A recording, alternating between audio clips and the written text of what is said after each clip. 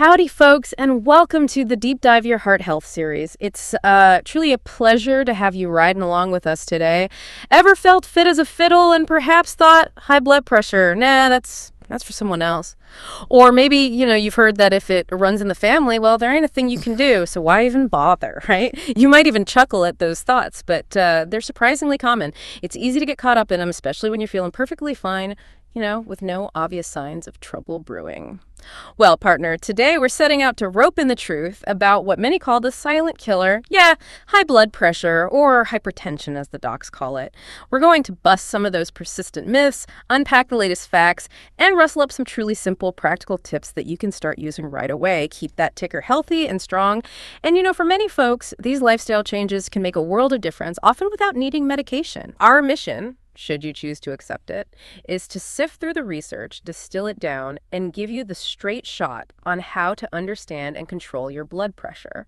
This isn't just about information, it's about empowerment. It's about your journey toward better health, and well, we're here to guide you every step of the way. Yeah, and what's truly fascinating here, and honestly, often underestimated, is the profound power our daily choices have, especially when it comes to heart health. When we discuss high blood pressure, we're not just talking about some isolated medical thing. We're really addressing a global health challenge. It's huge. Yeah. Consider the World Health Organization's global report on hypertension. It paints a pretty stark picture. Uncontrolled high blood pressure, it's a leading cause of heart attacks, strokes, premature death, and it even causes substantial economic losses worldwide. So, delving into this topic isn't just a personal health concern. It's actually a critical piece of public health and, long-term societal well-being. Today, we're really laying the groundwork for a healthier future, one informed decision at a time. And it all starts with understanding. All right, let's unpack this whole concept of blood pressure then. Most of us have heard the term, sure, but maybe for our informed listeners who know the basics. What's a fresh way to think about what's actually going on inside our bodies, with this vital measurement? That's a great way to frame it. Instead of just that simple water hose analogy we sometimes hear. Right. Let's think about your circulatory system, more like an intricate, maybe high-performance plumbing network, like in a fancy building. Okay, I like that. Your heart isn't just a pump. It's more like this finely tuned engine, constantly pushing blood, which is your body's life force, carrying oxygen and nutrients through literally miles of arteries. Think of those as superhighways stretching across your entire body. Blood pressure, then, is simply the force this blood exerts against the walls of those arterial superhighways as it travels. So it's a measure of the work your heart's doing and, importantly, the resistance it's meeting along the way. Okay, so it's about the push and the pushback. Exactly. And when we measure it, we get those two numbers right. Both are critically important. The first one, the top number, that's your systolic pressure. This represents the peak pressure inside your arteries, right when your heart actively contracts and pumps that blood out. Like the engine revving, you said. Yeah, like that surge of power. Then the second number, the bottom one, is your diastolic pressure. This reflects the pressure that remains in your arteries when your heart relaxes between beats, refilling with blood. Oh, okay. The resting phase. Precisely. Yeah. Your system at rest, kind of recovering, understanding both gives us a much more complete picture of the continuous stress on your arterial system, not just during the pump, but also during that crucial recovery phase. That paints a much clearer, more dynamic picture. Now, this is where it gets, really interesting and honestly a bit chilling. Why do medical professionals, health campaigns, why do they consistently call it the silent killer? It's such a dramatic label, but it implies this profound hidden danger, doesn't it? It's a moniker that, unfortunately, captures its insidious nature perfectly.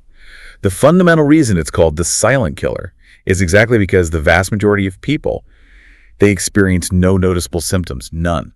Even when their blood pressure has climbed to dangerously high levels. Oh, wow. You can genuinely feel perfectly well, just like that fit as a fiddle feeling you mentioned earlier. Right. While substantial, often irreversible damage is just slowly, consistently accumulating inside your body. This damage progresses over years, silently compromising vital organs without any outward signs, no warnings to alert you until, often, it's quite late in the game. It's a true stealth threat. That's sobering. And just to give you a sense of how common this is, consider this. Over 100 million adults right here in the U.S. alone are grappling with high blood pressure. 100 million? Yes. And a staggering number of them are completely unaware they even have it. They're essentially living with this ticking time bomb, oblivious to the fact that it's quietly eroding their health from the inside out. And when it's left unaddressed, this relentless pressure doesn't just, magically go away. It systematically damages your arteries, those crucial pathways for blood flow, but it also directly harms your heart, your brain, your kidneys, your eyes, virtually every essential organ. It's a systemic, body-wide assault that, without intervention, just steadily chips away at your health without a single whisper of pain or discomfort until, boom, severe complications arise. That statistic about how many people are unaware, that's truly staggering. So, okay, with this silent threat lurking, how do we, as informed listeners, how do we know if our blood pressure is riding high or if it's, perfectly within a healthy range? What do those two numbers actually mean for us specifically, especially since the guidelines can sometimes feel like they shift around a bit? You've hit on a really crucial point there. Understanding those numbers is your first line of defense. Yeah. It's like having a clear map before you head out on a long trail ride, right? Exactly. The American College of Cardiology and the American Heart Association, they've established clear, widely accepted categories to help us decode what those readings mean for your health. So let's break these down. Keep in mind these are powerful indicators of risk and, importantly, what action you might need to take. First, normal blood pressure. This is defined as less than 120 over 80 millimeter Hg. So if your readings consistently fall here, fantastic. You're in an excellent spot. The goal is just to keep up those heart-healthy habits. Okay, less than 120 over 80. Got it. Next up is elevated blood pressure. This is when your systolic, that top number, is between 120 and 129 millimeter Hg, but your diastolic, the bottom number, stays less than 80 millimeter Hg. Ah, so only the top number's up a bit. Right. Now, this isn't full-blown hypertension yet, but it's a really critical wake-up call. It's a strong warning sign. It tells you that without making some proactive lifestyle changes, your chance of developing actual high blood pressure soon is significantly increased. The yellow light, basically. Precisely. Then, moving up the scale, we have stage 1 hypertension. This is diagnosed if your systolic pressure is consistently between 130 and 139 millimeter Hg, or, and this or is important, your diastolic pressure is between 80 and 89 millimeter Hg. So either number creeping up is enough. Either number. If you're in this range, lifestyle changes are strongly recommended. And your healthcare professional might also start talking about medication, especially if you have other risk factors like diabetes or high cholesterol. Then there's stage 2 hypertension. This indicates even higher numbers. A systolic pressure of 140 millimeter Hg or higher, or a diastolic pressure of 90 millimeter Hg or higher. At this level, aggressive lifestyle changes are absolutely imperative, and medication is almost always recommended by healthcare professionals to bring those numbers down and reduce that risk. Right. Things are getting serious here. Very serious. And finally, and this one is truly critical, we have a hypertensive crisis. This is a medical emergency. It happens when blood pressure skyrockets higher than 180 over 120 millimeter Hg. Whoa. Yeah. If you ever record readings this high, especially if they come with sudden symptoms like severe chest pain, shortness of breath, numbness or weakness, sudden vision changes, or difficulty speaking, you need immediate medical attention. Don't wait. Call 911 or get to an emergency room right away. This is urgent. Okay, 180 over 120, seek help immediately. That's vital to know. Absolutely. And it's also worth highlighting just quickly that for folks over the age of 50, that systolic pressure, the top number, often becomes an even stronger predictor of heart disease risk. This is really just a physiological reality tied to the natural stiffening of our large arteries as we age and the potential for plaque buildup over time. Both directly impact that systolic reading and what it means for your overall cardiovascular health. That breakdown is incredibly helpful, truly. It makes it so clear. So it really means getting your numbers checked regularly is, well, it's like checking your horseshoe before a long ride, isn't it? Absolutely essential, not something you just put off. The Mayo Clinic, for instance, they recommend most adults starting at age 18 should get checked at least every 2 years. But if you're 40 or older, or if you have any of those risk factors we talked about, family history, maybe overweight, things like that, you should be getting it checked yearly. It's such a simple step, really, non-invasive. But it puts so much vital information, so much power over your own health right into your hands. Don't wait for trouble to come knocking, folks. All right, now that we've got a clearer picture of what blood pressure is and its sneaky, silent nature, let's clear the air a bit. Let's bust some of those common myths that often float around like tumbleweeds in the desert, First up, a big one. The belief that if it runs in the family, well, I can't do anything about it. Is that a true biological sentence, or is it just an old cowboy tale that's maybe holding people back? It's such a profoundly important question, and it's a belief that unfortunately, it disempowers far too many people. While it's definitely true that a family history of high blood pressure can indicate a genetic predisposition, meaning, yes, you might have a higher likelihood of developing it if your close relatives hate it. It absolutely does not mean you are doomed. That is a myth we really need to shatter firmly. The science is just so clear on this. Lifestyle choices are incredibly powerful. They have allowed countless individuals, even those with a very strong genetic predisposition, to avoid developing high blood pressure altogether, or, to manage it really effectively without ever needing medication. So genetics aren't destiny here. Not at all. Think of it this way. Your genes might load the gun, but it's your lifestyle choices that pull, or crucially don't pull, the trigger. You have way more control than you might think. That's a mighty empowering thought. So it's not a pre-written story. We've actually got a significant say in how our own health narrative unfolds. I really appreciate that clarity. Okay, moving on. Another common assumption we often run into is, I'm too young to worry about high blood pressure. With all the focus on heart disease and older folks, it's easy to just dismiss it when you're younger. But what does the current understanding tell us about who's truly at risk these days? Yeah, it's a really dangerous misconception to think you're somehow immune just because of your age. High blood pressure is emphatically not exclusive to older adults. Not anymore. We are actually seeing a very concerning rise in its prevalence across all age groups. That includes children, adolescents, and young adults. Even kids. Wow. Even kids.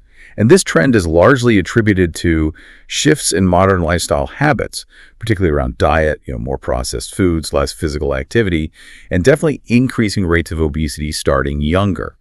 So truly, assuming you're too young to worry, well, it can be a critical oversight with potentially serious long-term consequences. It's a health concern that really spans the entire lifespan now, and early awareness, early action, that's key. Okay, let's unpack another widespread belief. Many folks think they're being smart about their heart health simply by, putting down the salt shaker at the dinner table. But is that really all there is to it? Is avoiding that extra pinch truly enough to tackle the sodium problem? Right. And what's truly fascinating here, and often a real surprise to people, is that while putting down the salt shaker is indeed a commendable first step, don't get me wrong, it helps. Sure. It only addresses a tiny fraction of the broader sodium issue. The vast majority of sodium we consume, often far more than we realize or can even taste, is hidden deep within processed foods. Hidden? Like where? Oh, everywhere.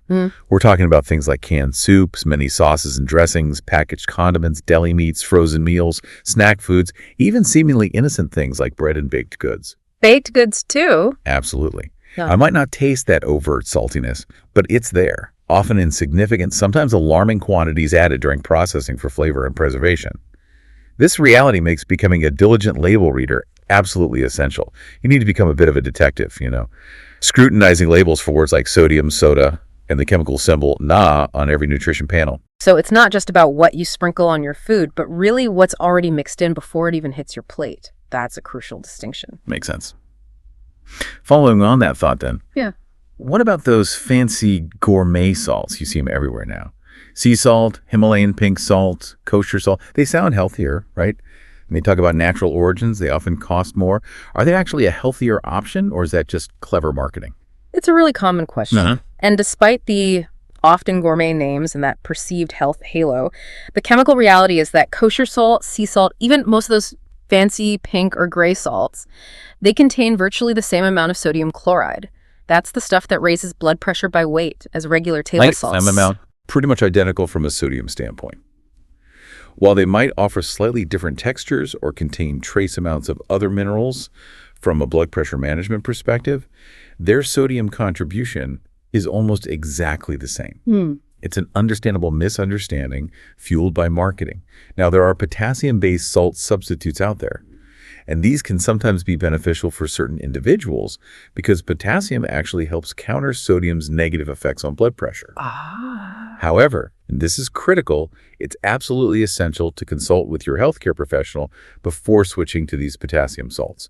Managing potassium levels requires careful oversight, especially if you have certain health conditions like kidney problems, or if you're taking specific medications like ACE inhibitors or potassium-sparing diuretics. So always check first. Good advice. Always check with the doc.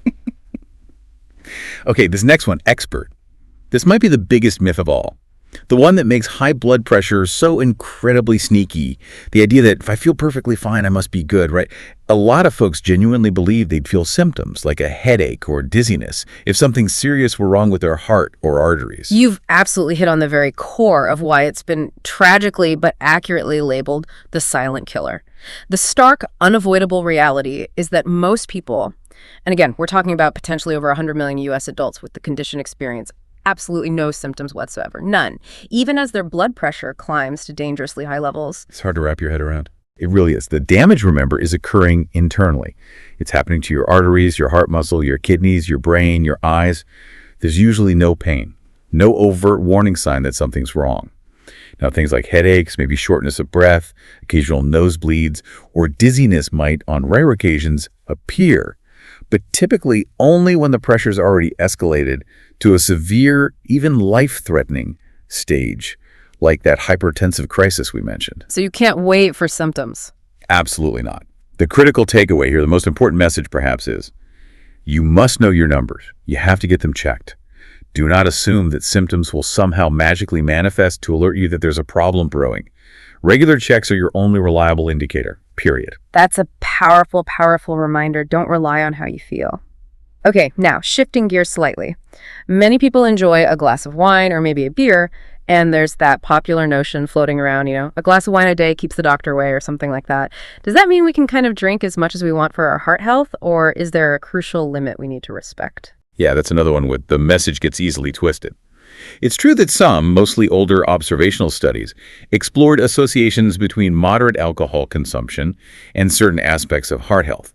But these findings are often profoundly misinterpreted or oversimplified. What the current strong body of scientific evidence definitively tells us is that heavy and regular alcohol consumption significantly increases blood pressure. It's a major, and importantly, a modifiable risk factor. So more isn't better here. Definitely not. The clear recommendation, backed by numerous health organizations worldwide, is to limit alcohol intake. For women, that means no more than 1 drink per day. For men, no more than 2 drinks per day. And we need to be clear on what 1 drink means, right? It's not a giant pour. Exactly. That's crucial. We need to be specific. 1 drink is typically defined as 12 ounces of regular beer, that's about 5% alcohol, or are 5 ounces of wine, around 12% alcohol, or are 1.5 ounces of 80 proof distilled spirits, like whiskey, vodka, gin, that's 40% alcohol. Anything consistently beyond these defined limits can not only substantially raise your blood pressure, but it can also interfere with and diminish the effectiveness of any blood pressure medications you might be taking. So moderation is key, and understanding what moderation actually means is vital. That clarity on the drink size is super important. Okay, next up.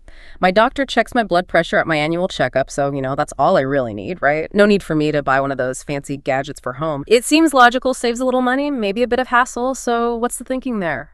This raises a really important practical question, because relying solely on that single, often yearly office reading, well, it can be quite misleading and potentially even a bit risky. Misleading how? Because blood pressure readings are inherently dynamic. They can fluctuate significantly throughout any given day. They're influenced by all sorts of factors, your stress level at that moment, whether you just rushed to the appointment, what you ate or drank beforehand, even the time of day. And then there's the phenomenon known as white coat hypertension, where just the anxiety of being in a doctor's office temporarily spikes your pressure higher than it normally is. Oh, right. I've heard of that. So home monitoring provides invaluable real-world information. It gives your healthcare professional a much more accurate, consistent picture of how your pressure actually behaves in your everyday life. And crucially, it shows how effectively your current management plan, whether that's lifestyle changes, medication, or both, is actually working over time, not just in that one snapshot at the clinic. So it fills in the gaps. Precisely. The practical tip here is definitely to establish a consistent routine if you do monitor at home. Take your readings around the same time each day, under similar calm conditions. Keep a log either on paper or using an app, and share that data with your healthcare professional.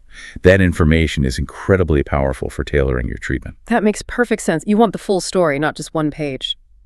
Okay, finally, one more vital myth to bust. If I'm on medication and my numbers start looking good, maybe they're even perfect, then I can just stop taking those pills. It's such a common and understandable thought, isn't it? If the problem seems fixed, you don't need the solution anymore, right? Oh, this is perhaps one of the most common and honestly potentially dangerous misconceptions we encounter in practice. It's so important to address. High blood pressure is, for the vast majority of people, a chronic, lifelong condition. The medication you're prescribed isn't necessarily curing your hypertension in the way an antibiotic cures an infection. Rather, it's actively controlling it. It's managing the pressure day to day. Controlling, not curing. That's a key difference. Exactly. So if your blood pressure readings are looking good while you're on the medication, that's actually a testament to the medication working effectively, hopefully in partnership with any lifestyle changes you've also made. It means the treatment is doing its job. Stopping your medication, even if your numbers appear perfectly normal for a while, can cause your blood pressure to surge back up, often quite rapidly, and sometimes to dangerously high levels, placing you at immediate risk for serious complications like stroke or heart attack. Wow, okay. So stopping could be risky. Very risky. Yeah. It is absolutely vital to always follow your healthcare professional's recommendations regarding your medication. Partnering closely with your healthcare team, your doctor, your pharmacist, maybe a nurse or practitioner, is key to achieving and maintaining your treatment goals safely. Never, ever adjust or discontinue your blood pressure medication without their explicit guidance and supervision. So we've talked about how it works, how sneaky it can be, busted some myths. Now let's get down to the sobering truth of it all. If high blood pressure is silently doing its work inside us, what kind of mildew is it truly cooking up inside our bodies over the long haul? This is where the potential damage, the real consequences, start to hit home, isn't it? Indeed. Understanding that silent aspect makes recognizing the potential for damage even more critical, because that relentless, excessive force pounding against your artery walls day in and day out, it takes an extraordinary toll. It gradually compromises the very infrastructure of those arteries that deliver essential blood, oxygen, and nutrients throughout your entire body. It's really like a systemic breakdown happening in slow motion. Okay, so where does the damage start? Is it the arteries themselves? Well, first and foremost, yes. Let's look at the damage to the arteries. Healthy arteries are biological marvels, really. They're engineered to be flexible, strong, highly elastic, with this incredibly smooth inner lining that allows blood to flow freely without any obstruction. But over years, high blood pressure literally batters this delicate inner lining. It causes microscopic injuries. When these arterial cells get damaged, things like fats, cholesterol, and other substances circulating in your blood can easily begin to accumulate and stick to these injured areas. Like plaque building up. Exactly. This whole process is known as atherosclerosis, or commonly hardening of the arteries. It makes the artery walls progressively less elastic, much stiffer, and narrower on the inside. Imagine trying to push fluid through a brand new, flexible garden hose versus an old, calcified, rusty pipe. The blood flow becomes severely restricted, diminishing that vital supply to your organs and tissues downstream. That's a clear visual. And what else can happen to the arteries? Well, sometimes this constant punishing pressure on an already weakened spot in the artery wall can cause it to bulge outwards, much like a weak spot on an old tire that's about to blow. Oh. Yeah, this is what we call an aneurysm. While they can technically form in any artery, they are particularly common and profoundly dangerous in the aorta. That's the body's largest artery, the main pipeline coming right off the heart. If an aortic aneurysm ruptures, it leads to massive, often catastrophic, life-threatening internal bleeding, and frequently with very little warning beforehand. Okay, so the pipes themselves take a beating. It's no surprise then that this constant pressure messes with the heart directly. I mean, given it's the central pump doing all that extra work. But how exactly does this beating manifest in terms of specific heart conditions? What does that long-term strain really look like for the heart muscle itself? You're absolutely right. The heart, while incredibly resilient, is simply forced to work significantly harder against that increased resistance from stiffened, narrowed arteries when you have prolonged high blood pressure. This constant overexertion, hour after hour, day after day, year after year, eventually leads to several critical and damaging heart conditions. It just wears it down. Like what specifically? Firstly, there's coronary artery disease, CDAY. These are the crucial arteries that supply oxygen and nutrient-rich blood directly to the heart muscle itself, keeping it alive and pumping. High blood pressure accelerates the damage and narrowing of these vital vessels. When the heart muscle doesn't receive enough blood flow through these coronary arteries, it can lead to agonizing chest pain, which is known as angina. It can also cause irregular heart rhythms, called arrhythmias, or, in its most severe form, it can lead to a full-blown heart attack, where a section of the heart muscle actually dies from lack of oxygen. Okay, so problems with the heart's own fuel lines. Precisely. Secondly, there's heart failure. Now, this isn't usually a sudden event where the heart just stops, despite the name. It's more often a gradual decline in the heart's ability to pump enough blood to meet the body's demands effectively. The heart muscle itself becomes weakened, or sometimes it stiffens up, from that relentless strain of working against high pressure. It just loses its efficient pumping ability over time. This leads to debilitating symptoms like chronic fatigue, swelling in the legs and ankles, and severe shortness of breath, sometimes even with minimal exertion. So the pump just gets worn out. In essence, yes. Yeah. And a particularly concerning consequence related to that strain is an enlarged left ventricle. Medically, we call this left ventricular hypertrophy. Because the heart is constantly battling against that high pressure, the walls of its main pumping chamber, the left ventricle, actually thicken and enlarge over time. Now, while it might intuitively seem like the heart is getting stronger in a muscular sense. Yeah, like building muscle. Right. But this thickening actually makes the ventricle less efficient. It becomes stiffer, it doesn't fill with blood as easily between beats, and it may not pump it out as effectively. This significantly increases the risk of heart attack, progression to heart failure, and even sudden cardiac death. Wow, so bigger isn't better here? Not at all. And finally, high blood pressure is also a primary core component of metabolic syndrome. This isn't a single disease itself, but rather a dangerous cluster of conditions that often occur together. It typically includes high blood pressure, high blood sugar, elevated levels of blood fats called triglycerides, low levels of good HDL cholesterol, and often excess body fat around the waist. Having metabolic syndrome dramatically increases your overall risk of developing type 2 diabetes, a whole host of cardiovascular diseases, and suffering a stroke. It's like a compounding web of risk factors, all feeding into each other. It's clear the heart takes a monumental hit from this. But you mentioned it affects other organs too. It's not just the heart. Our brain absolutely needs a pristine, uninterrupted supply line as well. If those blood vessels throughout the body are taking such damage, I can only imagine what that means for our cognitive function, our thinking, our memory, our overall mental sharpness. You're absolutely right to connect those dots. The brain is exquisitely sensitive to blood flow and oxygen supply. When high blood pressure damages those vital vascular pathways leading to and within the brain, the consequences for cognitive health and overall brain function can be truly devastating. How so? What can happen? Well, one of the immediate concerns is something called a transient ischemic attack, or TIA. This is often referred to colloquially as a mini-stroke. It happens when blood flow to a part of the brain gets temporarily blocked, causing brief stroke-like symptoms, maybe sudden numbness, weakness, trouble speaking, vision loss that often resolve within minutes or a few hours. Temporary but scary. Very scary.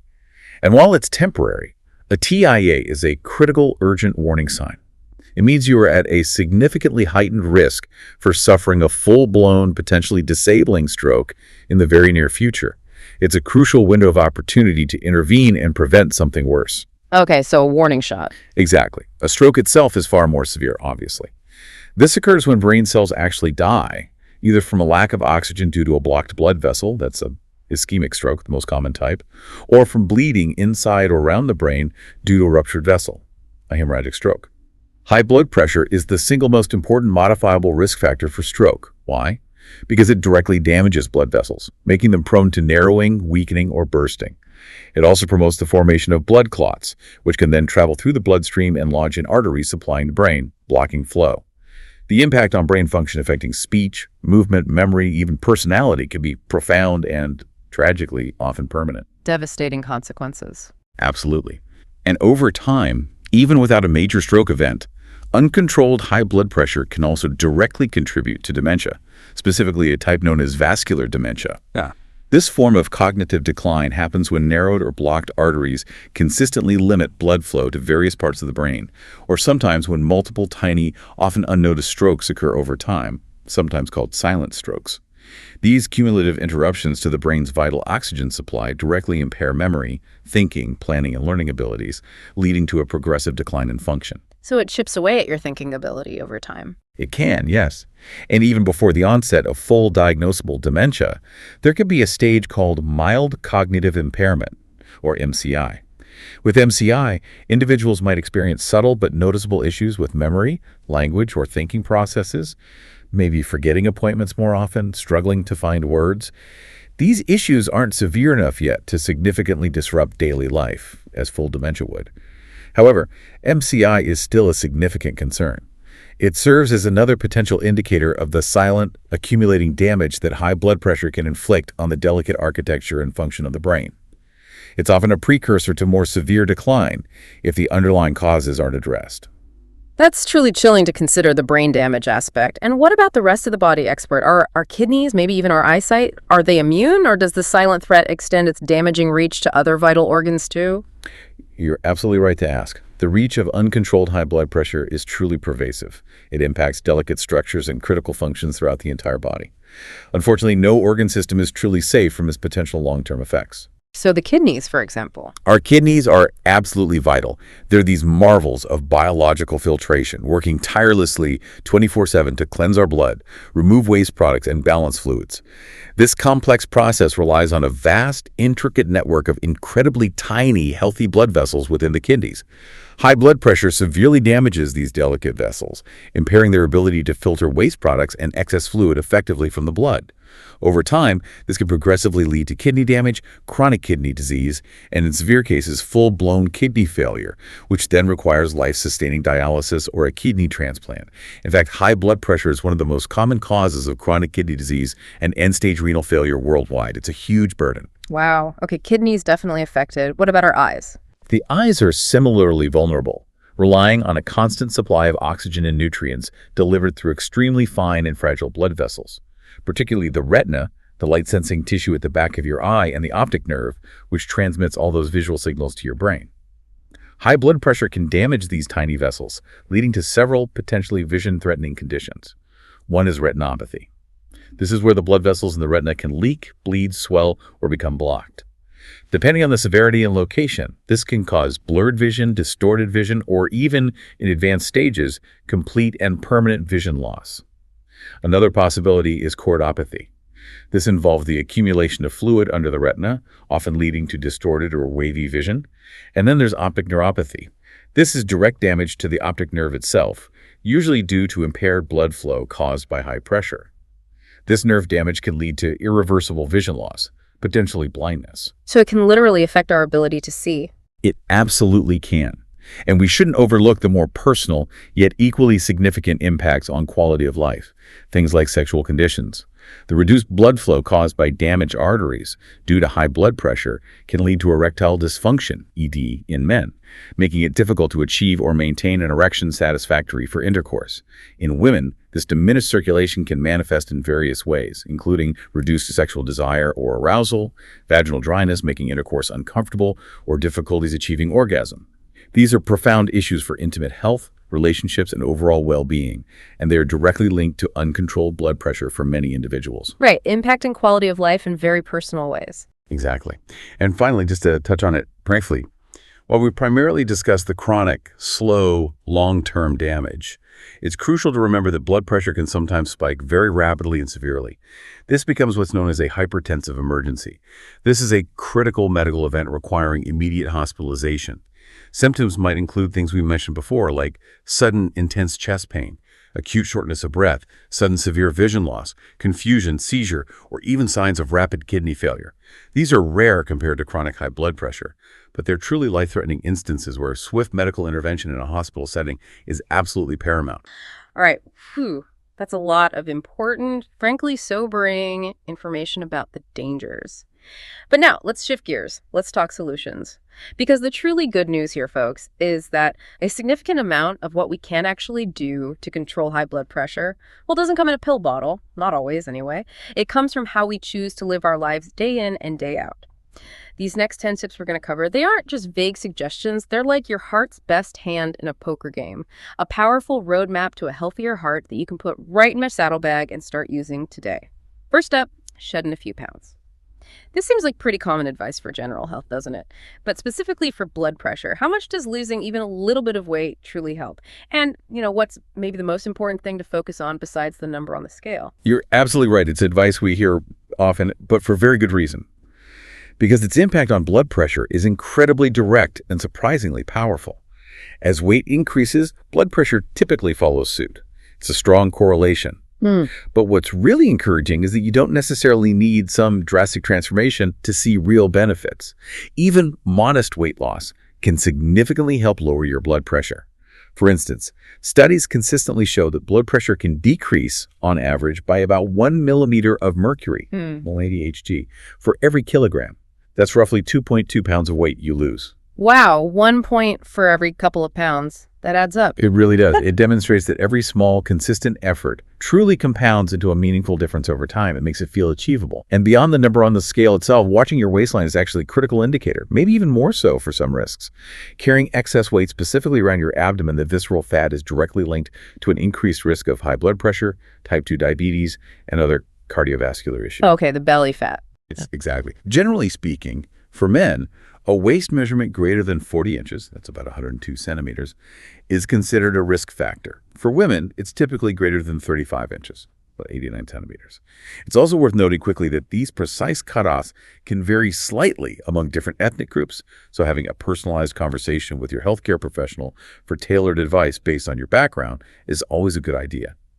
And here's a crucial connection we shouldn't overlook. Being overweight, especially with that central obesity, is a leading cause of obstructive sleep apnea, that condition where breathing repeatedly stops and starts during sleep. Right. And sleep apnea itself further elevates blood pressure, creating a vicious cycle. So addressing weight can often significantly improve or even resolve sleep apnea, providing an additional benefit for your blood pressure control. That's a clear call to action, and it really emphasizes that even those small, steady changes matter. Okay, next, let's talk about getting those boots moving. We all know exercise is good for us, generally speaking, but how much huffing and puffing, as you might say, do we really need to do to make a measurable difference in our blood pressure? And what types of activity tend to be the most effective? Regular physical activity is truly one of your absolute most potent allies in the fight against high blood pressure. It's incredibly effective. Consistent aerobic exercise, the kind that gets your heart rate up, can lower your high blood pressure by a remarkable 5 to 8 millimeter Mgs on average. 5 to 8 points. That's significant. That's like some medications, isn't it? It absolutely is comparable to the effect of some starting doses of blood pressure medications for many people. And here's what's happening internally. Exercise strengthens your heart muscle, making it more efficient. A stronger heart can pump the same amount of blood with less effort, which, in turn, reduces the force exerted on your arterial walls. And that directly lowers your blood pressure. And the great news is, this benefit is sustained for as long as you maintain that regular activity. Okay, so what's the target? How much do we need? As a general, highly achievable goal for most adults, the recommendation is to aim for at least 30 minutes of moderate intensity physical activity on most, preferably all, days of the week. This translates roughly to about 150 minutes per week of moderate intensity activity, or about 75 minutes per week of vigorous intensity activity, or you could do a strategic combination of both. Moderate versus vigorous. What's the difference in feel? Good question. Moderate intensity means you can talk, but you probably can't sing comfortably. Think brisk walking, maybe cycling on level ground, water aerobics, doubles tennis, active gardening like mowing the lawn. Vigorous intensity means you're breathing hard and fast, and you can only say a few words without pausing for breath. Think jogging or running, swimming laps, singles tennis, cycling uphill, hiking uphill. Got it. So we don't need to be marathon runners necessarily. Not at all. The key is consistency in finding activities you actually enjoy, so you'll stick with them. Excellent examples of moderate aerobic exercise, besides brisk walking, include gentle jogging, cycling, swimming, dancing, active sports like basketball or tennis, that active gardening we mentioned, or even just consistently choosing to climb stairs instead of taking the elevator. Every bit counts. Okay. Any other types of exercise that help? Yes, definitely. To further enhance the benefits, you might consider incorporating high-intensity interval training, HIIT. This involves mixing short bursts of really intense activity with brief periods of lighter activity or rest. It can be very time efficient and has shown great benefits for cardiovascular health, including blood pressure. Also, don't neglect strength training. Aiming for at least 2 days a week of exercises that work major muscle groups using weights, resistance bands, or even your own body weight can also contribute positively to lowering blood pressure and improving overall metabolic health. Okay, strength training too. Good to know. And here's a really handy practical tip, especially for folks with busy schedules. You can break up your workouts. You can split that 30 minutes into shorter, say, 10-minute sessions throughout the day, maybe a brisk walk in the morning, another at lunch, one in the evening, and still reap essentially the same blood pressure lowering benefits as doing one continuous 30-minute session. Oh, that makes it much more manageable. Absolutely. Yeah. And if you have a job that involves sitting for long periods, try to take active 5 to 10-minute breaks every hour or so. Just get up, stretch, walk around a bit. It helps counteract some of the negative effects of being sedentary. Good advice. Now, any precautions? When should someone check with their doctor first? Yes, absolutely. A word of caution is always wise. It's highly recommended to check with a healthcare professional before starting a new, more vigorous exercise program, particularly if you have any existing chronic conditions like diabetes, heart disease, high cholesterol, or known high blood pressure. Also, if there's a family history of heart disease at an early age, if you experience any chest pain, discomfort, or significant dizziness with physical activity, if you smoke, are significantly overweight, are pregnant, or are generally just uncertain about your current health status, getting a doctor's okay first is a crucial safety step. Makes sense. What about checking heart rate during exercise? Monitoring your heart rate can be helpful for gauging intensity. You can easily find your pulse on your neck, carotid artery, or wrist, radial artery. Count the beats for 15 seconds and multiply by 4 to get your beats per minute. Your healthcare team can help you determine your appropriate target heart rate zone based on your age and fitness level. But perhaps most importantly, listen to your body. You need to immediately stop exercising and seek medical care if you experience any warning signs like chest pain, pressure, or tightness, which might radiate to your neck, jaw, or arm, significant dizziness or lightheadedness, severe shortness of breath beyond what's normal for the exertion, or a very irregular or rapid heartbeat. These are important red flags that should never, ever be ignored. That makes the getting started part feel much less daunting, especially knowing you can break it up. Consistency really is the key here, isn't it? Like that steady trot, not just a one-time gallop. Okay, now let's talk about the fuel we put in our tanks. Let's talk grub.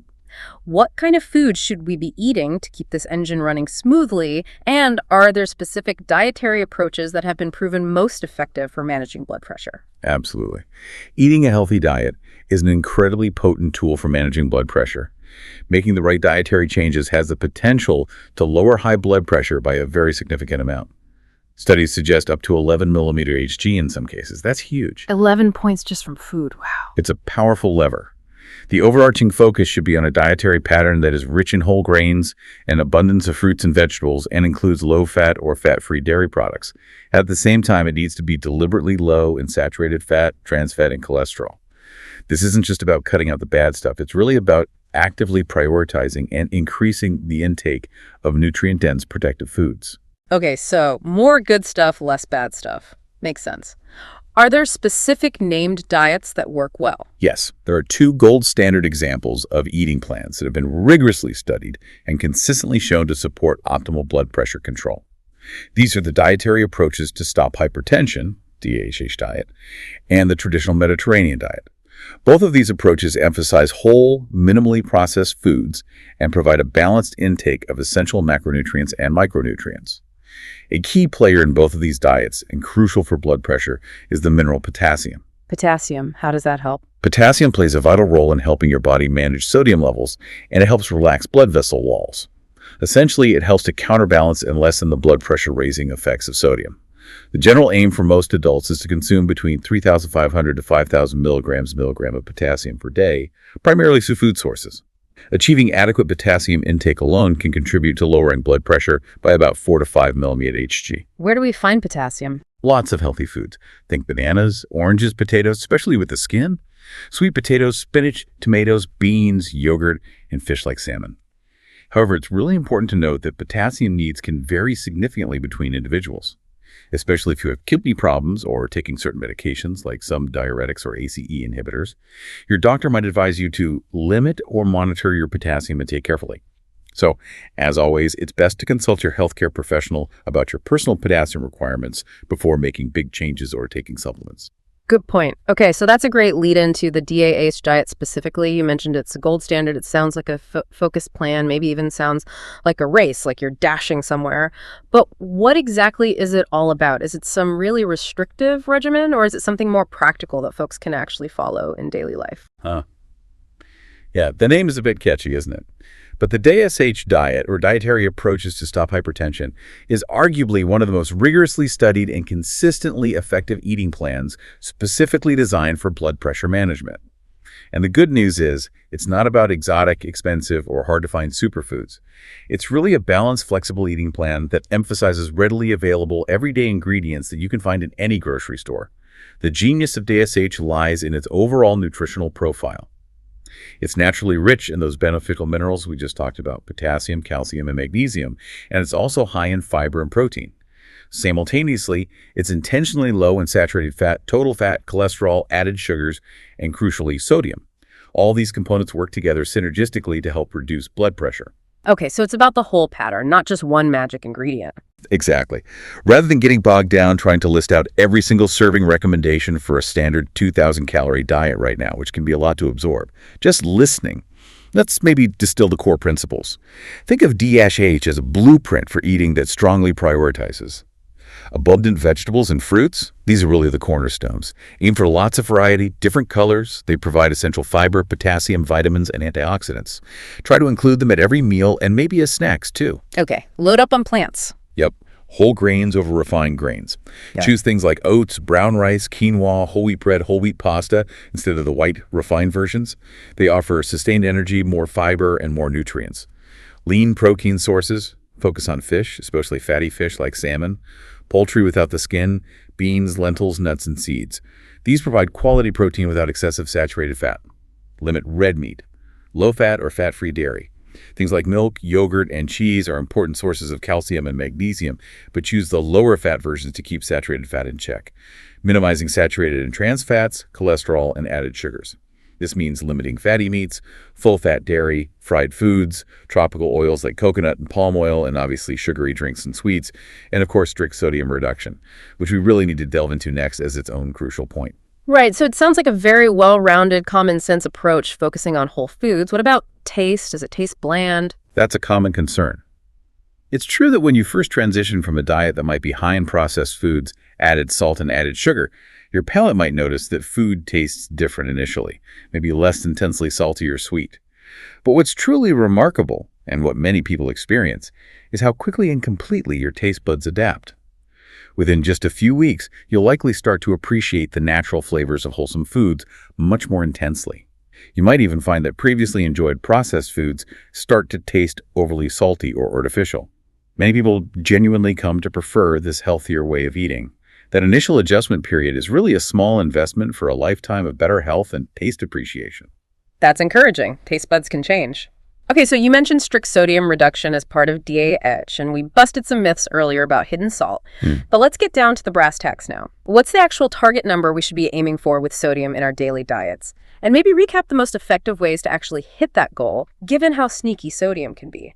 Absolutely. Reducing your salt and overall sodium intake is truly one of the most effective, immediate lifestyle changes you can make to improve heart health and significantly lower blood pressure. As we noted, it can potentially reduce high blood pressure by about 5 to 6 millimeter Hg, which is substantial. Now, for the targets. The general recommendation for most adults from major health organizations is to limit sodium intake to 2,300 milligrams every gram per day or less. To give you some perspective, that's roughly the amount of sodium found in just one level teaspoon of regular table salt. So not much at all. 1 teaspoon for the whole day. Wow, that sounds tough. It can be challenging, especially at first, given the standard American diet. And importantly, for many adults, especially those who already have high blood pressure, are middle-aged or older, or African American, or have diabetes or chronic kidney disease, the ideal target is even lower, 1,500 milligrams of sodium a day or less. Okay, 1,500 milligram for even better results. How do we realistically get there? Hitting these targets definitely requires conscious effort and becoming label savvy, especially because, as we discussed, most sodium isn't coming from your salt shaker. Here are the most practical high-yield tips again. Become a meticulous label reader. This is non-negotiable. Always check the nutrition facts panel on packaged foods and drinks. Look specifically for the milligrams of sodium per serving. Pay attention to serving sizes too. Compare brands and choose options labeled low sodium, 140 milligrams or less per serving, very low sodium, 35 milligrams or less, or ideally sodium-free or no salt added. Got it. Read every label. Prioritize whole, unprocessed foods. Remember, the vast majority of sodium in the average diet comes from processed, prepackaged, and restaurant foods, not the salt you add yourself. By cooking more meals at home from scratch, using fresh ingredients like vegetables, fruits, lean proteins, and whole grains, you gain almost complete control over the sodium content. Embrace herbs and spices for flavor. This is key to making low-sodium food delicious. Instead of automatically reaching for the salt shaker during cooking or at the table, experiment with a wide array of fresh or dried herbs, spices, garlic, onion, lemon juice, lime juice, vinegar, or salt-free seasoning blends. You can create incredible flavor profiles without any added salt. Your taste buds will adapt and you'll discover new favorite combinations. Explore the spice rack. I like that. Be mindful when dining out. Restaurant meals can be notoriously high in sodium. Don't hesitate to make special requests. Ask your server if dishes can be prepared with less salt or no added salt. Request sauces and dressings on the side so you can control the amount you use. Look for menu items described as steamed, grilled, baked, or roasted, as these are often lower in sodium than fried or heavily sauced options. And one more quick tip. Rinse canned goods. If you do need to use canned vegetables, beans, or legumes, rinsing them thoroughly under cold running water in a colander before using them can actually wash away a significant portion, sometimes up to 40% of the added sodium they were packed in. Oh, that's a great simple trick. Just rinse them off. Those are really concrete, actionable steps. And it almost sounds like a delicious adventure in the kitchen, trying out new herbs and spices. Okay, we also talked about alcohol and that persistent wine myth earlier, but let's just quickly reinforce the importance of genuine moderation when it comes to any alcoholic beverage for blood pressure control. It seems easy to let it slide. Absolutely. Reinforcing this point is crucial because, as you say, the line between what feels like moderate and what becomes problematic alcohol consumption can easily get blurred for many people. Limiting your alcohol intake is a direct, proven strategy to help improve blood pressure, potentially lowering it by about 4 millimeter Hg if you cut back from heavier drinking. The key distinction, as we established, is that heavy and regular alcohol consumption significantly raises blood pressure. It can also dangerously interfere with the effectiveness of blood pressure medications, making them work less well. So, to reiterate those specific guidelines clearly, limit yourself to no more than 1 standard drink per day for women, and no more than 2 standard drinks per day for men. And remember that precise definition of 1 standard drink, that's 12 fluid ounces of regular beer, about 5% ABV, or 5 ounces of wine, around 12% ABV, or 1.5 ounces of 80 proof distilled spirits, like whiskey, vodka, gin, 40% ABV. Staying consistently within these defined limits is a powerful choice you can make for your heart health. Anything more on a regular basis is likely detrimental to blood pressure control. Got it. Stick to the limits. Okay, next up, quitting smoking. This one really feels like a no-brainer for overall health, doesn't it? With so many well-known serious risks associated with it. But just to be clear, how does this habit directly impact blood pressure specifically? And what are the immediate benefits for your heart and vessels when you put those cigarettes down for good? You're absolutely right. Quitting smoking is arguably one of the single most profoundly impactful health decisions anyone can make. And its benefits for blood pressure and the entire cardiovascular system are both immediate and cumulative over time. Here's the direct link.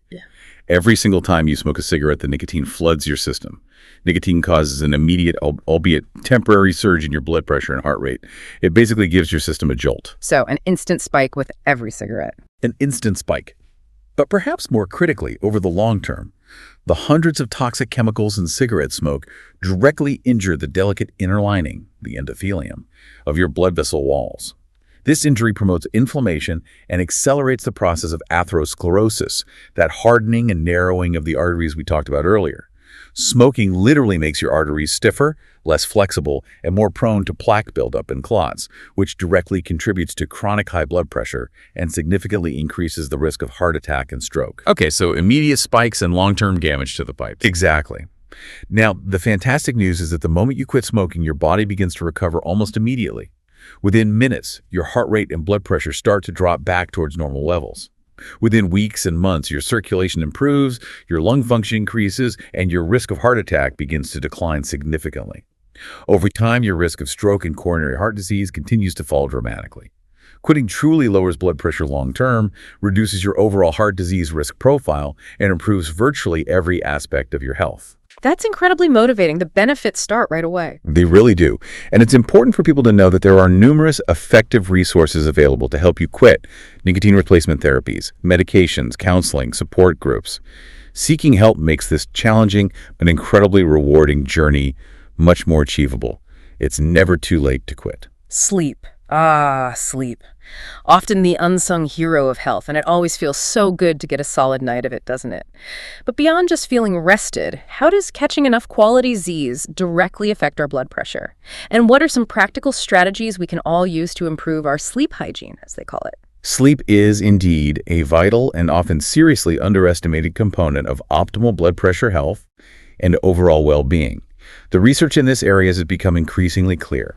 Consistently getting fewer than about 7 hours of quality sleep nightly, especially over extended periods, can directly contribute to the development or worsening of hypertension. Fewer than 7 hours. Why is that? What's the connection? Here's the physiology.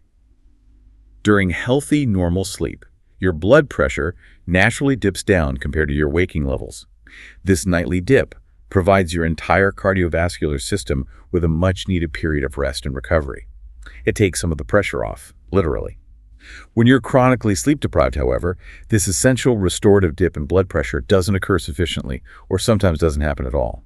This keeps your body in a state of heightened physiological arousal for longer periods, which can negatively impact its ability to regulate stress hormones and blood pressure effectively over the long run. So, no rest for the weary heart, basically. Pretty much.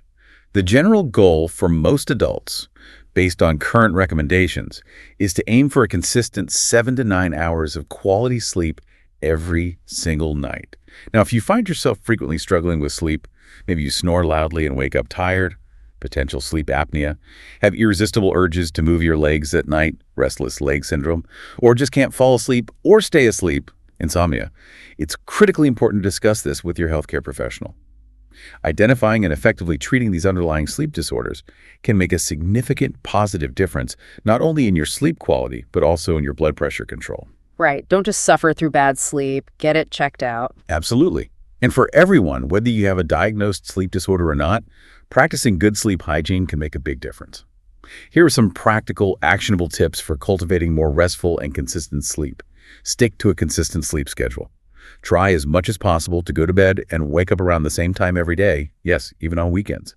This helps to regulate your body's internal clock, your circadian rhythm. Okay, routine is key. Create a truly restful sleep environment. Optimize your bedroom for sleep.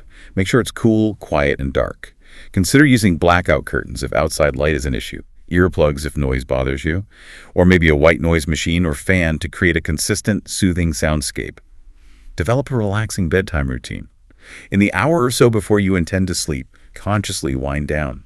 Engage in calming activities like taking a warm bath or shower, reading a physical book, not on a bright screen, listening to soothing music or a podcast, doing gentle stretches or practicing relaxation exercises like deep breathing or meditation. And, crucially, dim the lights in your home and turn off or put away bright screens from TVs, smartphones, tablets, and computers during this wind-down period.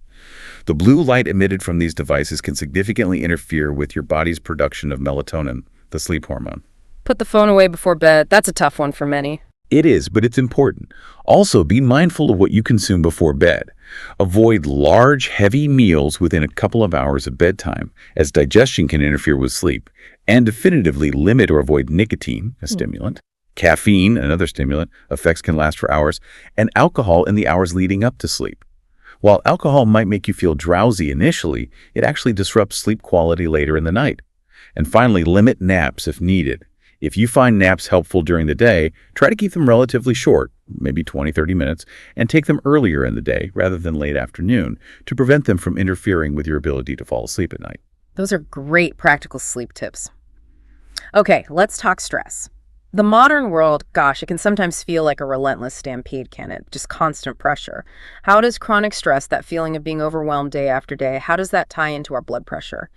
And maybe more importantly, what are some effective, practical ways we can learn to ease that burden and build greater resilience against it? That's a powerful and very relatable analogy for how many of us feel navigating modern life. Now, the direct causal link between long-term psychological stress and the development of chronically high blood pressure is still an active area of scientific investigation. It's complex. However, what is unequivocally clear is that high levels of acute stress, those moments of panic, anger, frustration, cause temporary, often significant spikes in blood pressure. The fight or flight thing. Exactly. When you perceive a threat or feel stressed, your body activates its ancient fight or flight response. This unleashes a cascade of hormones, including adrenaline and cortisol. These hormones make your heart beat faster, constrict your blood vessels, and temporarily elevate your blood pressure to prepare you for action. While these acute spikes are usually short-lived and your body returns to normal once the stressor passes, the concern is what happens when this response is activated frequently or chronically due to ongoing life stressors. Some researchers believe this repeated activation may contribute to long-term changes that lead to sustained high blood pressure. Moreover, and perhaps just as importantly, chronic stress often leads people to adopt unhealthy coping mechanisms. Things like overeating, especially comfort foods high in salt, sugar, and fat, smoking more, consuming more alcohol, or neglecting regular exercise, all of which are known direct risk factors for developing high blood pressure over time.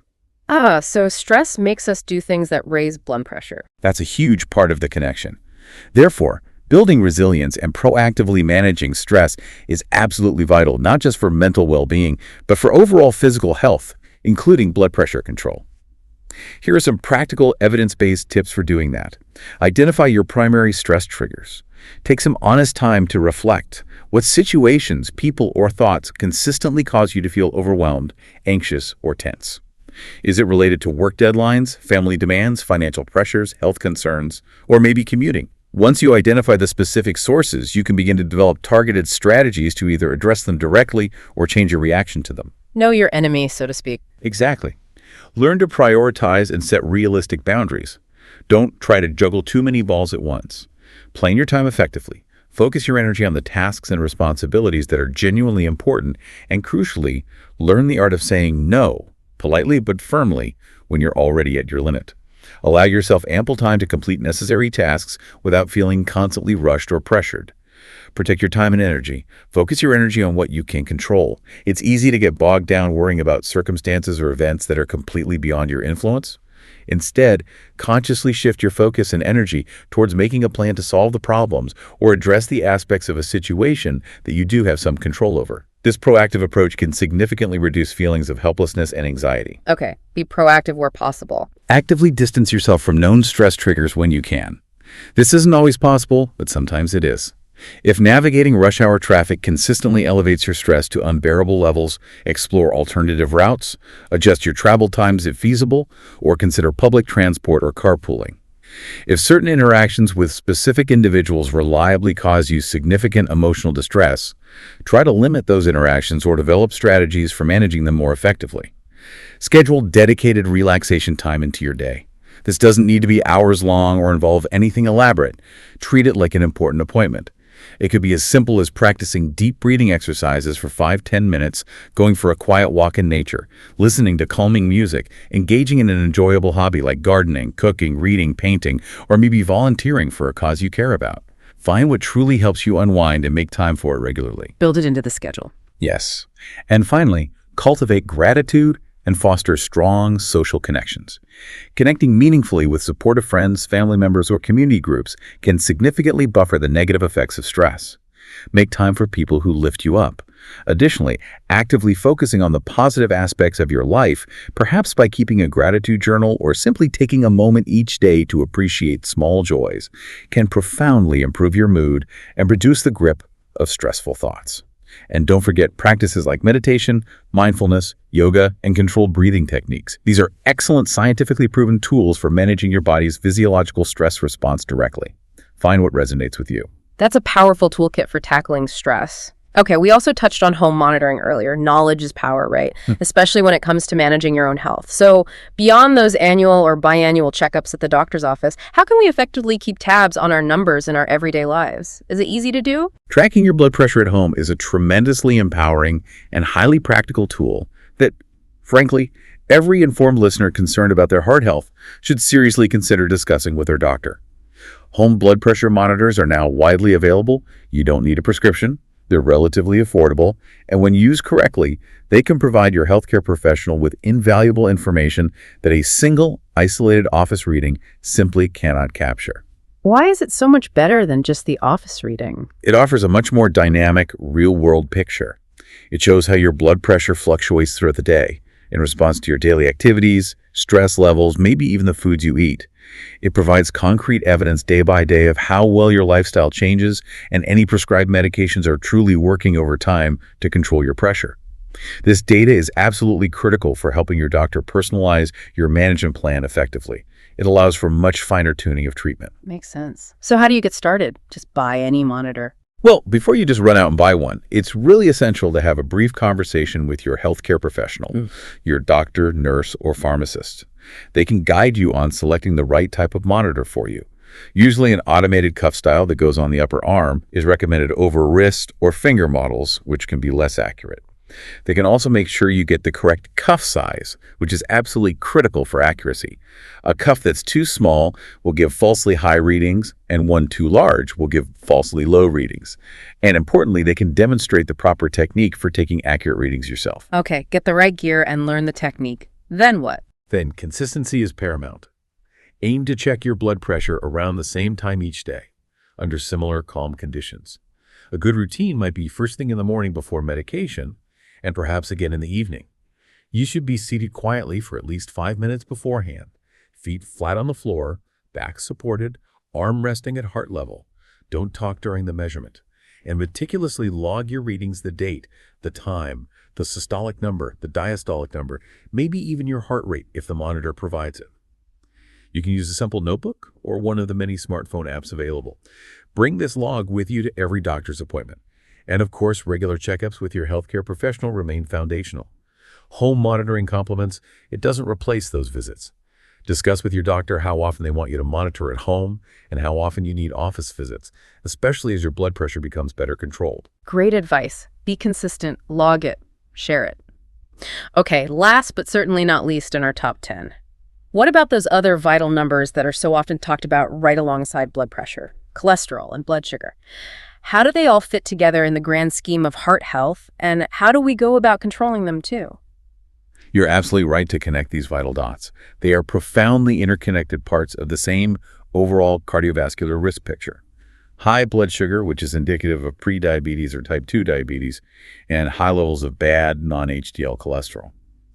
These both significantly escalate your risk of developing heart disease, much like high blood pressure does. What's non-HDL cholesterol, quickly? Good question. Traditionally, we focused a lot on LDL, the bad cholesterol, but non-HDL cholesterol is actually a broader, and some experts think better, measure of risk. It includes LDL plus all the other cholesterol particles like VLDL that contribute to plaque buildup in your arteries. So controlling non-HDL cholesterol is really key. Okay, so high sugar and high bad cholesterol add to the risk from high blood pressure. Exactly. They often coexist and create a dangerous synergy, significantly amplifying the overall risk for atherosclerosis, that hardening of the arteries, heart attack, and stroke. It's like a triple threat. So do we need separate strategies for each one? Well, here's the incredibly beneficial part, and it's a true testament to a holistic, lifestyle-based approach. Many of the same healthy habits we've diligently discussed throughout this deep dive are remarkably effective at managing not only blood pressure, but also cholesterol and blood sugar levels simultaneously. Oh, really? Like what? Think about it. Eating that healthy, whole foods-based diet like DAH or Mediterranean, that helps lower blood pressure, and it helps lower bad cholesterol, and it helps manage blood sugar. Engaging in regular physical exercise, same thing, benefits all three. Achieving and maintaining a healthy weight, crucial for all three. And unequivocally, not smoking, benefits your entire cardiovascular system, including helping manage these factors. Wow, so one set of good habits gives you multiple benefits, a package deal. It's a fantastic package deal. Represents a synergistic, powerful strategy for comprehensive cardiovascular health. Yeah. It's about understanding that these conditions, high blood pressure, high cholesterol, high blood sugar, obesity, are not isolated issues. They're deeply intertwined facets of metabolic health, and positive lifestyle changes offer a multifaceted defense against all of them. Of course, always follow your healthcare professional's specific advice for monitoring and managing each of these interconnected conditions, as medication might still be necessary for some individuals to reach their target goals. But lifestyle is always the foundation. Hashtag tag outro. Well, partners, we have covered a lot of ground today, haven't we? Hopefully we've armed you with some truly powerful knowledge and some practical tools. Remember, taking charge of your blood pressure, it doesn't have to be a lonely trail you ride by yourself. You've got 10 incredibly powerful ways right there to make a real, lasting difference in your heart health. Let's just quickly recap them. 1, shed that extra weight that's rectally around the middle and keep a keen eye on your waistline. 2, get those boots moving with consistent, regular exercise. Find something you like. 3. Choose a heart-healthy diet, like that effective DAH plan full of whole foods. 4. Drastically reduce the hidden salt and sodium lurking in your meals. Become a label detective. 5. Limit your alcohol intake to truly moderate levels. Know those drink sizes. 6. Kick that smoking habit to the curb for good. The benefits start immediately. 7. Prioritize getting a good, restorative night's sleep, aiming for 7-9 hours. 8. Actively find ways to ease the stress in your life and build resilience. 9. Diligently track your blood pressure at home and share the info with your doc. And 10. Keep a watchful eye on those other crucial numbers, your cholesterol and blood sugar, and manage them too, often with the same healthy habits.